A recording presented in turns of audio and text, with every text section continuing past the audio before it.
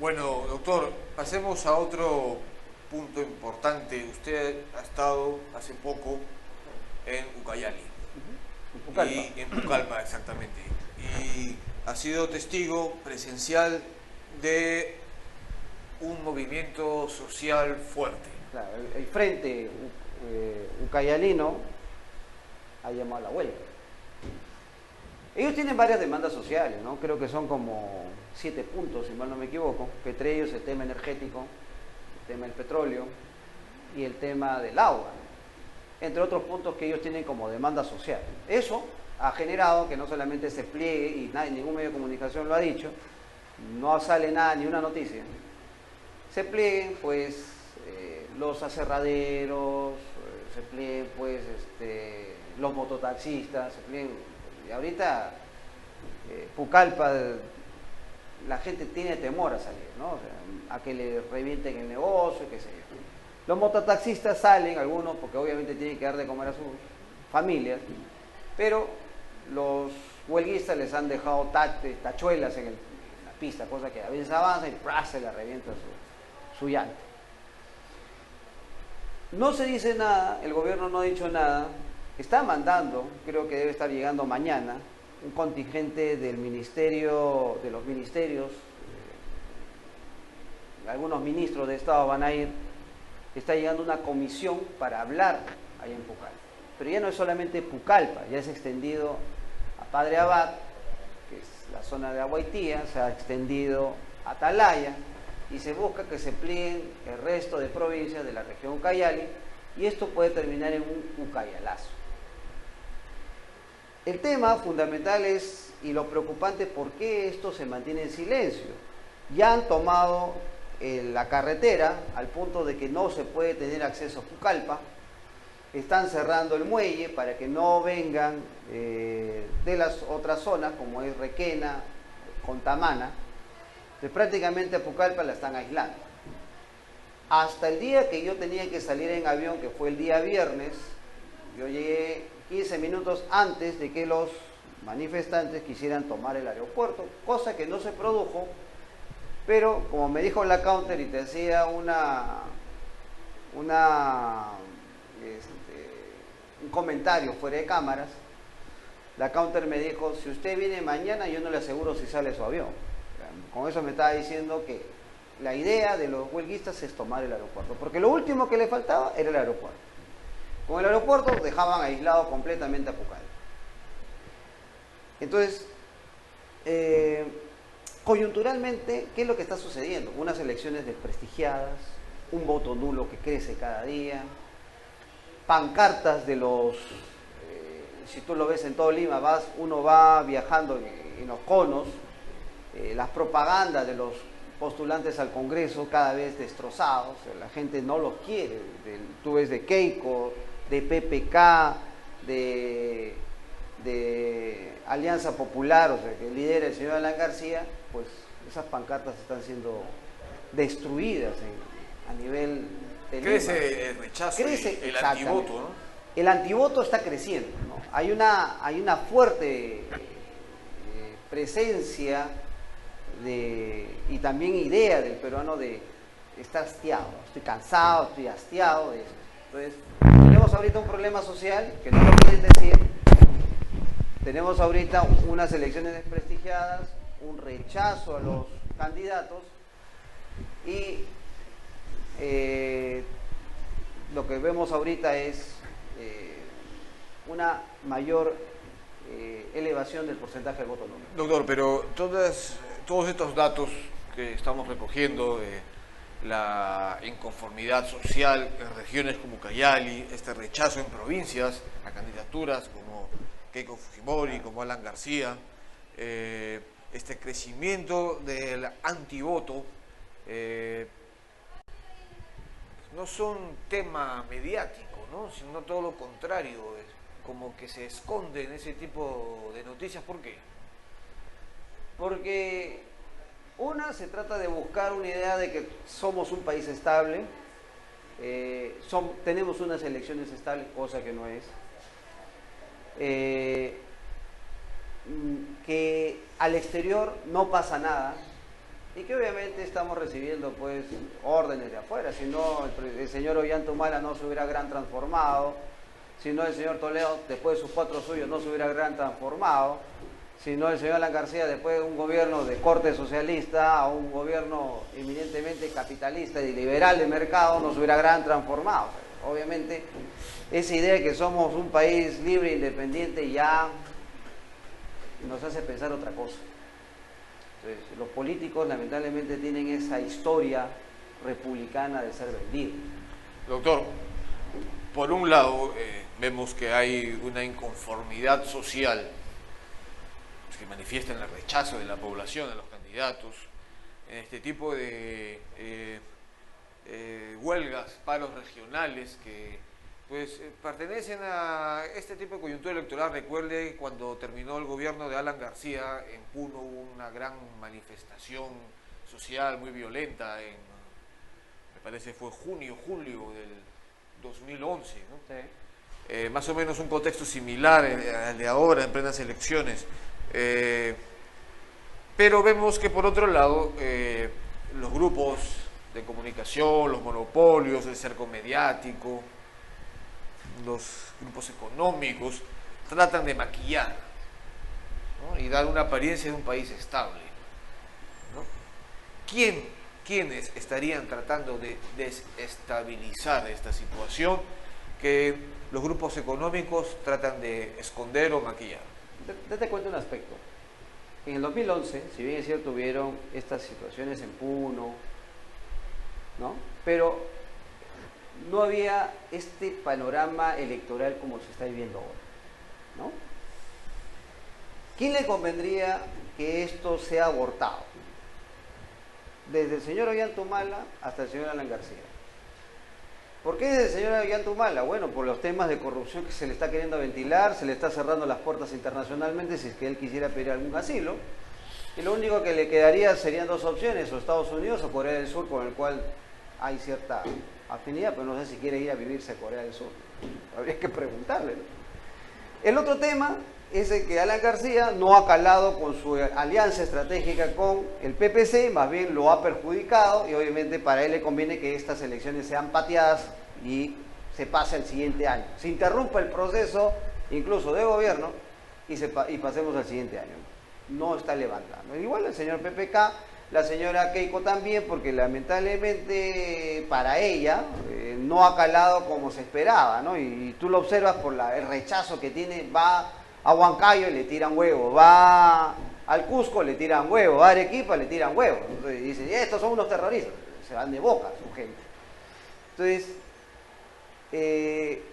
enfriar las cosas, porque esto ya está subiendo la temperatura, yo creo que se está buscando de una u otra forma, y algunos de repente dirán que soy un apocalíptico, un golpe de Estado.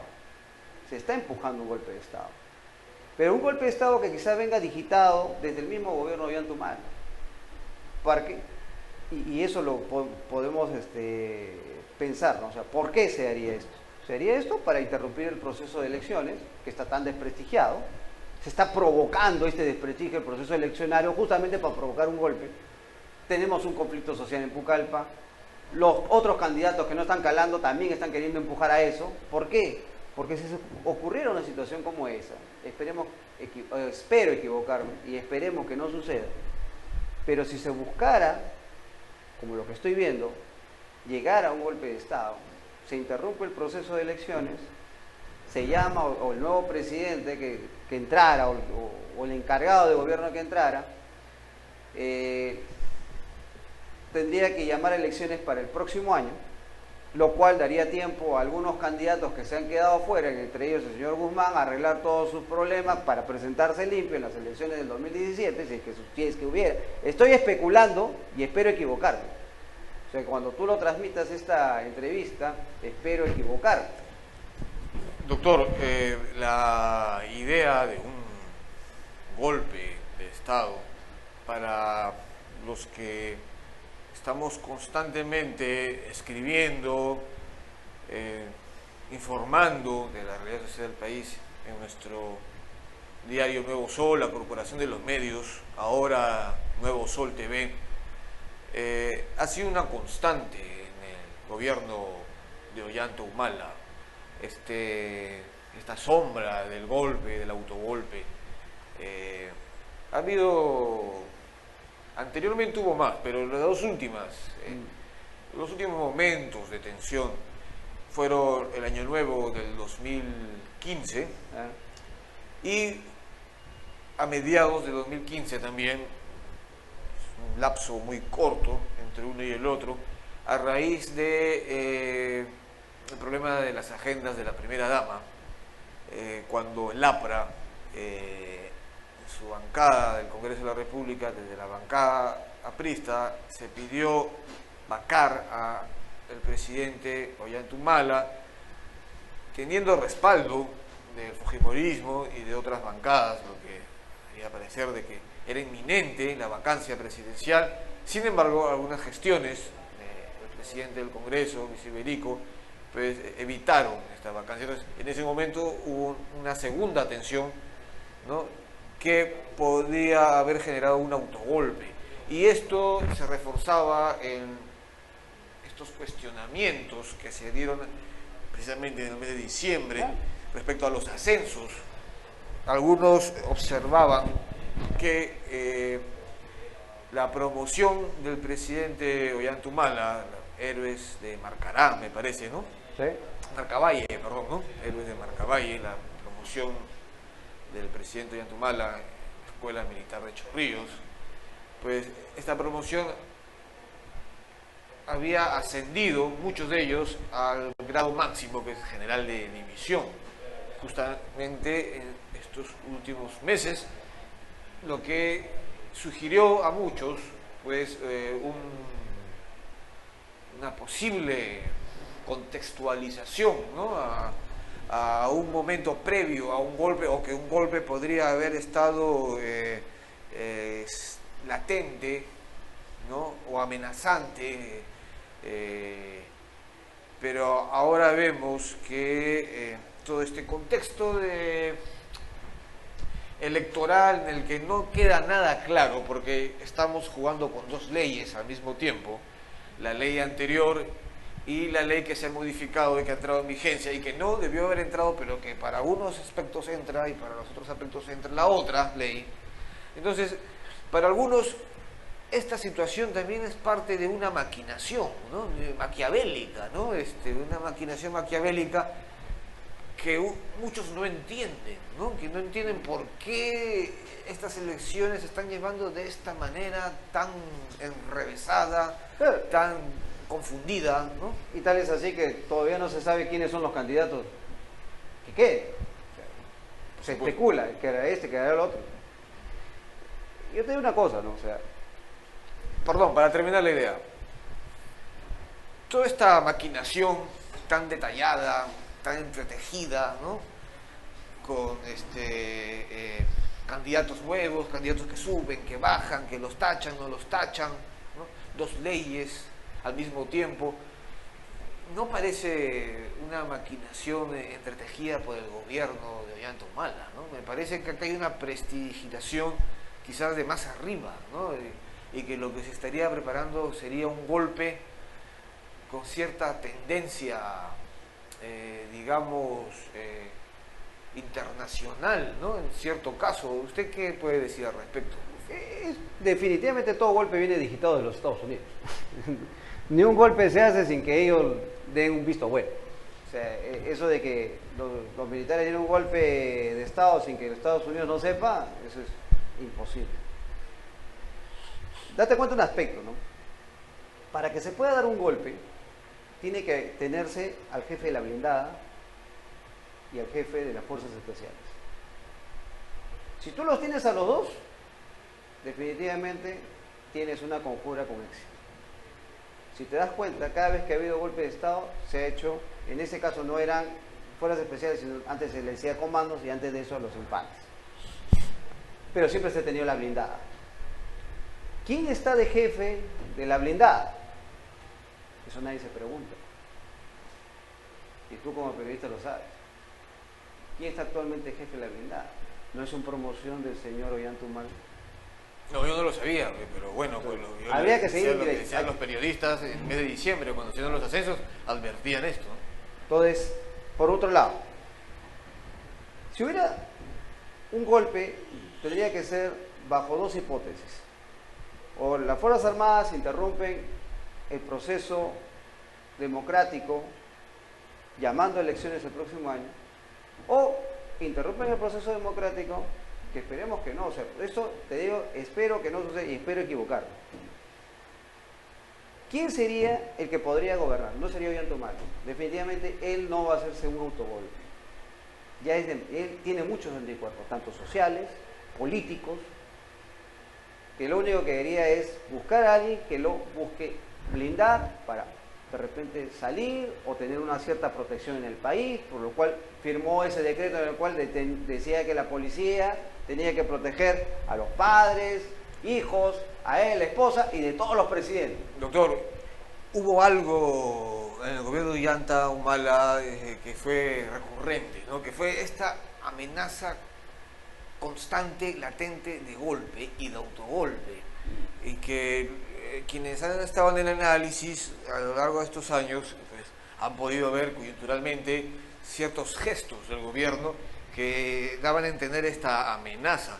Y la renuncia, o perdón, la exclusión de la lista de general Daniel Urresti y de toda la lista de los candidatos del gobierno nacionalista de las elecciones, de la competencia electoral, ¿qué le sugiere? Porque estando esta cuestión de Lavajato, las investigaciones de las agendas de Nadine, al gobierno le conviene asegurarse, blindarse y tener siempre su bancada ahí en el Congreso que lo defienda. Pero ahora se están poniendo la soga al cuello con esta exclusión. Con esta exclusión simplemente porque estoy aplicando mi plan B. Mi plan A no me está funcionando. ¿Y el plan B cuál es? El golpe. Pues lo he dicho. Y un golpe que no necesariamente puede ser manejado por los militares. ¿En qué sentido te digo? O sea, ellos pueden dar el golpe, pero de repente nombrar por línea sucesoria, de acuerdo a la Constitución, presidente de la República, hasta que se convoquen nuevas elecciones. Y por línea sucesoria, ¿quién le tocaría? Se supone que el presidente, si lo vacan, tendría que entrar el vicepresidente. Obviamente no. No hay Primer vicepresidente, solamente hay segunda, que es la congresista Marisol, que ya renunció, incluso por tanto no hay vicepresidentes actualmente. El presidente del Congreso no, también está de salida, igual que el presidente de la República. ¿Quién le tocaría? Al presidente de la Corte Suprema. Lo más probable es que, para dar una apariencia de que no se ha interrumpido violentamente el proceso democrático, es tratar de poner de repente al presidente de la Corte Suprema como presidente de la República. Mientras que arreglan lo que esté pasando. Esa es una hipótesis. Lo otro es que un militar de armas tome la conducción del gobierno por un año y se convoque nuevas elecciones. Y se está buscando y empujando a eso, ¿no? Y empujando con la corte de otros líderes políticos, ¿no? A Keiko le conviene, a Alan García le conviene, a Toledo le conviene, incluso a Kuczynski le conviene. ¿Por qué? Porque no están recibiendo aprobación de la gente. Es más, el voto nulo está creciendo. Yo he luchado y lucho por el voto nulo. Entonces, como el voto nulo está creciendo, el gran problema es el que entre va a entrar en un país ingobernable. No va a tener mayoría. Gobernaría con un 30, 20% de la población que haya votado por él, frente a un 80% de opositores. No sería un buen manejo. Entonces, una de las salidas es buscar reordenar la casa bajo los intereses de los que siempre han gobernado y convocar unas nuevas elecciones. Esa es una hipótesis. Pero como veo, no lo veo muy distante. Las fichas están así. Tengo la blindada, tengo la gente de fuerzas especiales, retiro a mi candidato, uso mi plan B, tengo una convulsión aquí, el proceso electoral desprestigiado. O sea, estoy armando un panorama que lo puedo hacer hasta un día antes de las elecciones. Velasco dio el golpe de Estado a Belaúnde cuando se estaba ya convocado, para evitar que se convoquen elecciones para el siguiente año. O después también, días después, O también días después podría darse. aludiendo a un fraude electoral. Porque el gobierno ya deslindó con la carta, el comunicado oficial que explicaba las razones de la exclusión de su lista de presidente, vicepresidente y no vicepresidente y sus listas congresales. Responsabilizó al Jurado Nacional de Elecciones de todo este problema. Entonces ya está deslindando. El gobierno fácilmente después de las elecciones, sea cual sea el resultado, puede decir, no, el Jurado Nacional de Elecciones, fraude. Y rompe palitos con el Jurado Nacional de Elecciones y puede llamarse a un nuevo orden, ¿no? Claro. Lo que pasa es que para Estados Unidos no solamente basta de que tú seas permeable a ellos, sino haberte conocido. ¿Y quiénes son los conocidos de Estados Unidos en los cuales ellos ya tienen sus candidatos? O es Alan García, o es Kuczynski, o es Toledo, o es Keiko. Entonces, ellos no quieren otra persona más. Julio Guzmán, por más que te hayas casado con una americana con origen israelí, no te conozco. No sé cómo vayas a hacer. No tiene anticuchos. Es decir, no tiene por dónde asirlo. No tiene Entonces, por dónde... Ya le bajaron el dedo. Claro. No lo van a hacer repuntar, porque ellos ya tienen su candidato. O gana uno de sus candidatos o interrumpimos las elecciones. ¿Cuál sería la forma de interrumpirlo? Ya tú lo sabes. Y se está dando la coyuntura. Se puede terminar plegando Loreto, se puede terminar plegando San Martín, Huánuco. Doctor, esa va a ser la siguiente pregunta. ¿Por qué la Amazonía? ¿Por qué este conflicto regional de etapa de coyuntura electoral, que casi siempre se da, este conflicto social, por qué está reventando en las regiones amazónicas y no en el sur, y no en el norte o en el centro?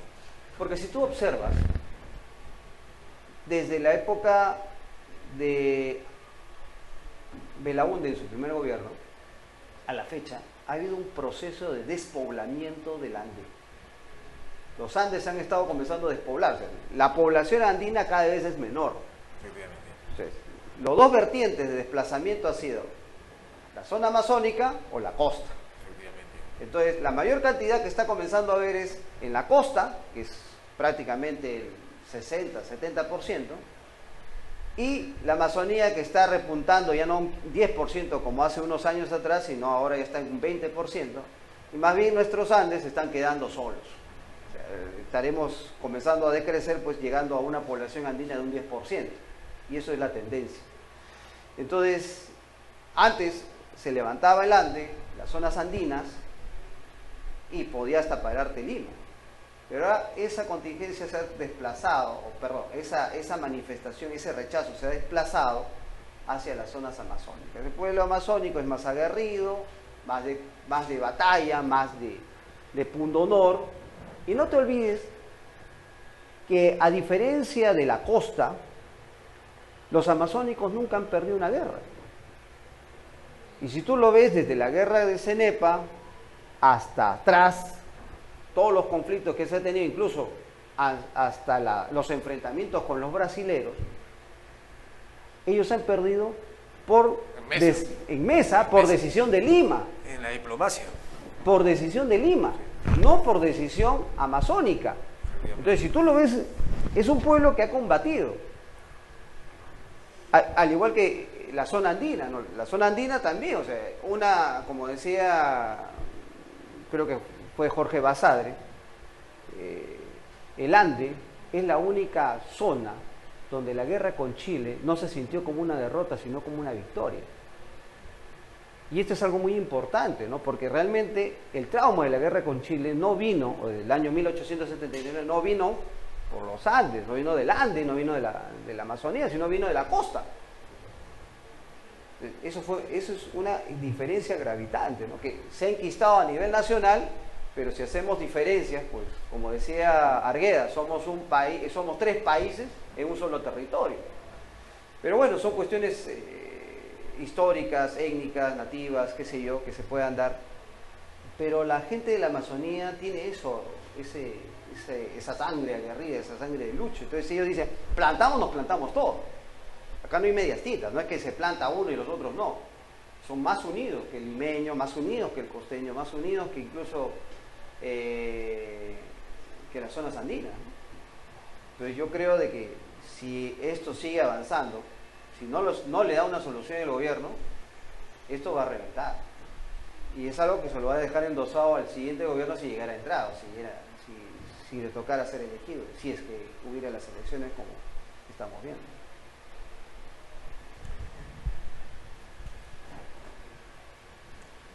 El tema de la Amazonía en los últimos años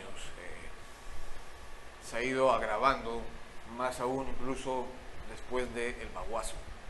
El Baguazo, en vez de haber sido un punto culminante dentro del conflicto social en la Amazonía peruana, ha sido el inicio de una etapa mucho peor, ¿no? Mucho peor, de mayor inestabilidad, más aún agravado con problemas como el narcotráfico. Ajá. Y el poco desarrollo de las fronteras vivas en nuestra zona amazónica, ya sea con Colombia, Brasil o Bolivia, a diferencia de Tacna, por ejemplo, Moquegua, que han desarrollado económicamente más que la frontera de ese lado chileno, que es Arica, que por contraste viene a ser la más pobre de Chile. En cambio, sobre todo para el lado de Ucayali, la diferencia en desarrollo social entre ambos lados de la frontera de Perú y Bolivia es abismal, ¿no? Para el lado brasilero encontramos pues carreteras, desarrollo, carreteras, modernidad, y para el lado peruano pues atraso, ¿no? Atraso de siglos, ¿no?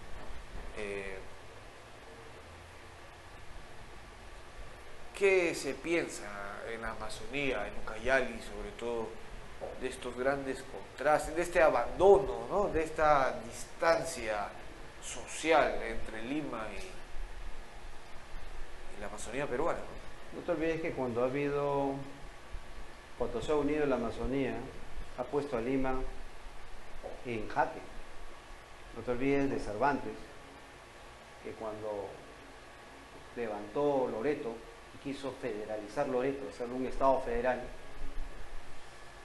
puso a temblar Lima.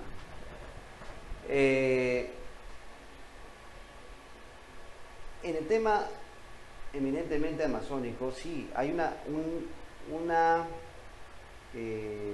distancia que solamente es producto de la capital que tenemos. O sea, los gobernantes entran para gobernar desde Lima, con la visión de Lima y bajo los parámetros de Lima. Y miran la Amazonía a espaldas porque total tienen una muralla que son los Andes que no les permite ver más allá. Total dicen, esos puros árboles. Completa ignorancia. No hay un desarrollo sostenido en las fronteras vivas por eso, porque no hay presencia de Estado, porque la Amazonía se le ve como algo para obtener recursos, sacar recursos, pero no para desarrollarlo. Y aparte porque también Estados Unidos nos impone un veto sobre la Amazonía. O sea, tú no puedes desarrollar, no puedes expandirte hasta ciertos límites, no puedes hacer crecer la Amazonía porque obviamente vas a depredar árboles, vas a quitar oxígeno del planeta y mi proceso industrial se va a colapsar. Entonces, cosa que Brasil le ha dicho a Estados Unidos, acá gobierno yo, acá no mandan ustedes. Por eso la Amazonía brasilera se maneja distinto. El desarrollo de la Amazonía colombiana obviamente es producto del narcotráfico y el descuido de nuestra Amazonía ha sido prácticamente constante, permanente, y lo de las fronteras vivas que en un momento el señor Belaúnde lo sacó como una idea y luego lo materializó en su primer gobierno, las famosas fronteras vivas, pues han quedado prácticamente de lado.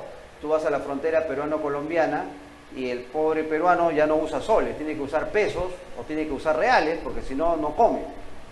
Entonces, te vas a la frontera de Purús entre Brasil y Perú y el peruano de Purús está aislado completamente del resto de la conexión nacional y ese nativo o ese mestizo peruano tiene que hablar portugués porque si no habla portugués no come. Es más, tienen hasta doble nacionalidad, igual que en la frontera con Colombia tienen hasta 3 nacionalidades, brasilera, colombiana y peruana.